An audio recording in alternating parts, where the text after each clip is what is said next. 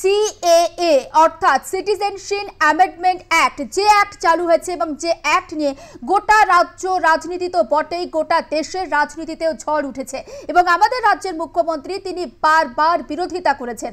আর তারই পাল্টা কেন্দ্রীয় স্বরাষ্ট্রমন্ত্রী অমিত শাহর বক্তব্য, বাংলার মুখ্যমন্ত্রী মমতা বন্দ্যোপাধ্যায় হয়তো ভুলেই গিয়েছেন অনুপ্রবেশকারী এবং পাশাপাশি শরণার্থীদের মধ্যে ঠিক কী পার্থক্য সেটা হয়তো তিনি ভুলে গিয়েছেন। দেশের সুরক্ষার ইস্যু নিয়ে রাজনীতি করছেন বাংলার মুখ্যমন্ত্রী। বাংলায় লাগাতার অনুপ্রবেশ হচ্ছে। সংবাদ সংস্থার সাক্ষাৎকারে মন্তব্য কেন্দ্রীয় স্বরাষ্ট্রমন্ত্রী অমিত শাহ এবং সিএএ প্রসঙ্গে যে শাহী বার্তা দিয়েছেন কেন্দ্রীয় স্বরাষ্ট্রমন্ত্রী, ইনফোগ্রাফিক্সের মাধ্যমে আমরা আপনাদের সামনে রাখছি। সংখ্যালঘু বা অন্য কোনো ব্যক্তির থেকে সিএএ তার উপর প্রযোজ্য হবে না, কারণ সিএএতে নাগরিকত্ব একটা ব্যাপার রয়েছে। আফগানিস্তান, বাংলাদেশ এবং পাকিস্তান থেকে যে সমস্ত শরণার্থীরা তাদের উদ্বাস্তু অধিকার এবং নাগরিকত্ব দেওয়ার জন্যই এই সিএএ। সংখ্যালঘু বা অন্য কোনো ব্যক্তির ভয় পাওয়ার কোনো দরকার নেই, অর্থাৎ সিএএ ইস্যুতে অভয়বাণী কেন্দ্রীয় স্বরাষ্ট্রমন্ত্রী অমিত শাহ।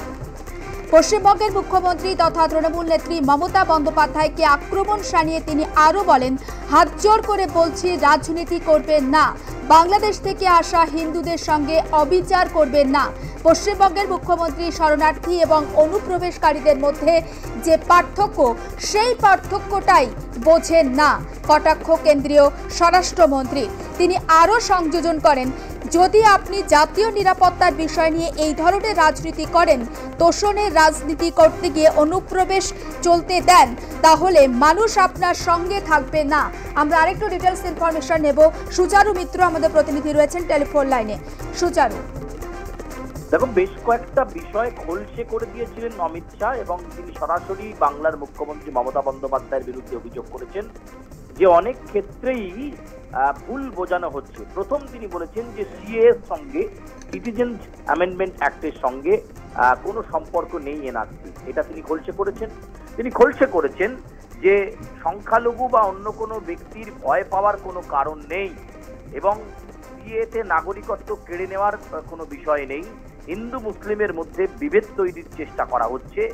খ্রিস্টান, পার্সি উদ্বাস্তুদের অধিকার এবং নাগরিকত্ব দেওয়ার জন্যই এই সিটিজেনশিপ অ্যামেন্ডমেন্ট অ্যাক্ট, যেটা 2019 সালের 12ই ডিসেম্বর পাস হয়েছিল এবং সেটা সম্প্রতি এই অ্যাক্টটাকে ইমপ্লিমেন্ট করা হয়েছে। ফলে একেবারে স্পষ্ট বার্তা দেওয়া হলো যে ভোটের মুখে রাজনৈতিক ফায়দা তোলার চেষ্টা করছে একটা রাজনৈতিক দল বা কয়েকটা রাজনৈতিক পক্ষ, কিন্তু একেবারে উদ্বাস্তুদের কথা ভেবেই এই সিদ্ধান্ত। এবং কেন্দ্রীয় স্বরাষ্ট্রমন্ত্রী অমিত শাহ একটি ন্যাশনাল নিউজ এজেন্সিকে স্পষ্ট করে দিলেন যে সিএ মানে এনআরসি নয়, সিএ মানে নাগরিকত্ব কেড়ে নেওয়া নয়, সিএ মানে এই দেশ ছাড়তে হবে এমনটা নয়। বারবার ভুল জায়গায় ভুলভাবে বোঝানো হচ্ছে, ভুল খেলা হচ্ছে, এটা একেবারে তিনি বলে দিলেন। এবং সংখ্যালঘু অন্য কোনো ব্যক্তির কোনো ভয় পাওয়ার কোনো কারণ নেই বলে কেন্দ্রীয় স্বরাষ্ট্রমন্ত্রী অমিত শাহ খোলসে করে দিয়েছেন।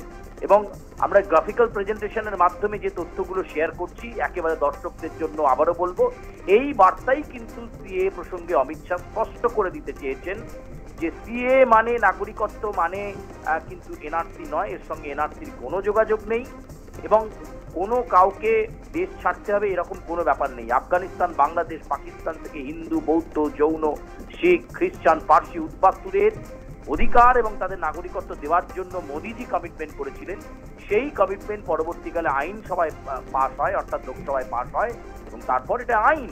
ফলে সেই আইনকে কার্যকর করাই কারো কাজ, কিন্তু কোনো একটা পক্ষ, বিশেষ করে বাংলার মুখ্যমন্ত্রী মমতা বন্দ্যোপাধ্যায়, তোষণের রাজনীতি করতে গিয়ে হিন্দু মুসলিমের মধ্যে বিভেদ তৈরির চেষ্টা করছেন। আখেরে এসব করে কোনো লাভ হবে না বলেই কেন্দ্রীয় স্বরাষ্ট্রমন্ত্রী বার্তা দিয়েছেন। বেশ বেশ, অনেক ধন্যবাদ সুচারু। বাংলার মুখ্যমন্ত্রী সিএএ ইস্যু নিয়ে বারবার সরব হয়েছেন এবং সিএএ দেশে লাগু হবার পর তিনি প্রথম জনসভা করেছিলেন হাবড়াতে। সেখান থেকেও তিনি কার্যত কেন্দ্রীয় সরকারকে তুলোধনা করেছেন এবং তার বক্তব্য যে এ রাজ্যের কোনো নাগরিকের নাগরিকত্ব বাতিল হবে না। যদি বাতিল হয় মমতা বন্দ্যোপাধ্যায় তাদেরকে আশ্রয় দেবে, কিন্তু কোনো ব্যক্তি যদি নাগরিকত্ব পান তাহলে অবশ্যই তাকে স্বাগত জানাচ্ছেন মুখ্যমন্ত্রী। শিলিগুড়ি থেকেও একই বিষয়ে তিনি সোচ্চার হয়েছিলেন। আর অন্যদিকে বাংলার মুখ্যমন্ত্রীকে কার্যত অমিত শাহর বক্তব্য, বাংলার মুখ্যমন্ত্রী অনুপ্রবেশকারী এবং শরণার্থীদের মধ্যে ঠিক কী পার্থক্য রয়েছে সেটাই কার্যত বোঝেন না। দেশের সুরক্ষার ইস্যু নিয়ে রাজনীতি করছেন মমতা বন্দ্যোপাধ্যায়। এ বিষয়ে আমরা কথা বলেছিলাম তৃণমূল নেতা জয়প্রকাশ মজুমদারের সঙ্গে, তার ঠিক কি পর্যবেক্ষণ শোনাবো। সবই পরস্পর বিরোধী কথা অমিত শাহ বলেছেন এবং অনেকটা হচ্ছে তিনি বুঝতে পেরেছেন সিএএ করে ডাল গলেনি এবং হিতে বিপরীত হয়েছে, তাই জন্য এইসব এলোমেলো কথা বলেছেন। যদি দেশের সুরক্ষার জন্য সিএএ চালু করে থাকেন, তর্কের খাতিরেও যদি ধরে নি, তাহলে অমিত শাহ দপ্তর এই রুল ফ্রেমিং এ 5 বছর নিলেন কেন? 2019-এর যে আইন, তারপর রুল ফ্রেমিং করতে 5 বছর নিলেন, লোকসভায় পেশ করলেন না। ঠিক নির্বাচনের আগে নোটিফিকেশন করে কেন জারি করতে হলো? যদি দেশের সুরক্ষার সঙ্গে যুক্ত থাকে এই ইস্যু। আসলে তিনি রাজনীতি করতে চেয়েছেন, ভোট রাজনীতি করতে চেয়েছেন। শরণার্থী এবং অনুপ্রবেশকারী, শরণার্থীদের জন্য আমাদের এখানে আমরা সব সময় দরজা খুলে রেখেছি, মমতা বন্দ্যোপাধ্যায় দরজা খুলে রেখেছে, কিন্তু অনুপ্রবেশকারীদের আটকানোর দায়িত্ব কার? ইন্টারন্যাশনাল বর্ডার, আন্তর্জাতিক যে সীমারেখা দেশের, সেটাকে পাহারা দেওয়ার দায়িত্ব কার? মমতা বন্দ্যোপাধ্যায় না অমিত শাহের? কেন নিজের দায়িত্ব এড়িয়ে যাচ্ছেন? অনুপ্রবেশকারী উনি বোঝেন না যে তফাৎটা কি উদ্বাস্তু আর অনুপ্রবেশকারী। অনুপ্রবেশকারীদের আটকাতে যদি বিফল হন, তাহলে সেই অপদার্থতা হচ্ছে অমিত শাহ দপ্তরের।